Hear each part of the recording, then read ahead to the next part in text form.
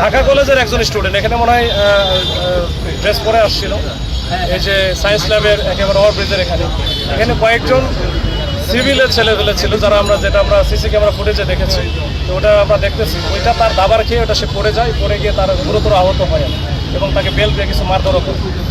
এই ঘটনাকে কেন্দ্র করেই কিন্তু আজকে আবার ঢাকা কলেজের স্টুডেন্ট যারা ছিল তারা প্রায় 200-250-র মতো, এরা তখন এই যে সায়েন্স ল্যাবরেটরি মোড়ে এখানে সিটি কলেজের সামনে এসে ভাঙচুর চালায়। আমরা এটা সংবাদ পেয়ে আমরা কিন্তু দ্রুত ঘটনাস্থলে আসি, আমাদের ফোর্স দিয়ে আসার পরে আমরা কিন্তু দুই পক্ষ মোটামুটি দুই দিকে আমরা ডিসপার্স করে দিই বা ঠেলে দিই। আমরা ওইদিকে ঢাকা কলেজে তাদেরকে ঢাকা কলেজে দিয়ে আসি। এরপরে ঢাকা কলেজে ওখানে যখন ঢুকে দেয় স্টুডেন্টদের, এরপরে আমরা শুনি যে আবার সিটি কলেজ থেকে বের হয়েছি। তো ওদেরকে আমরা আবার আস্তে আস্তে আমরা বলে এই যেখান থেকে সায়েন্স ল্যাব থেকে আমরা নিয়ে আসতেছিলাম। এদের মধ্যে আবার কিছু উশৃঙ্খল ছেলেপেলে আছে, তারা আবার পুলিশকে দেখে পুলিশের উপরে যে কোনো কারণে হোক ক্ষিপ্ত, তাদের বক্তব্য যে আমরা পুলিশ থেকে কিছু করতে পারি না।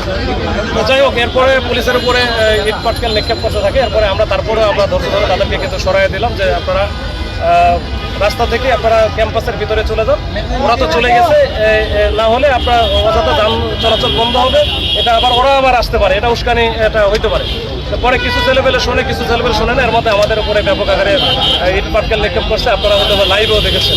এরপরে কিন্তু আমরা ওইদিকে গিয়ে তাদেরকে ভিতরে ঢোকানোর চেষ্টা ঢুকিয়ে দিচ্ছি এবং একটা পর্যায়ে আমাদের কিন্তু দুইটা ওই যে কাঁদানো গ্যাস, যেটা টিয়ার সেল বলে, এই কাঁদানো গ্যাস মারা লাগছে। এরপরে তারা মোটামুটি ছত্রভঙ্গ হয়েছে, ভিতরে চলে গেছে, কিছু বাইরে চলে গেছে।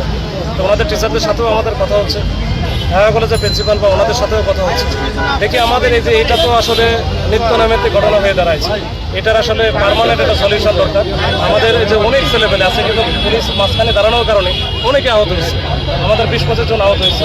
ঠিক আছে, এটা আসলে কতদিন চলবে এটা আমরা দেখি। আমরা উপরের লেভেলে যদি প্রয়োজন হয় তাদেরকে এঙ্গেজ করে, দুই কলেজকে এঙ্গেজ করে বারবার বলছে যে এটার পার্মানেন্ট সলিউশন দরকার।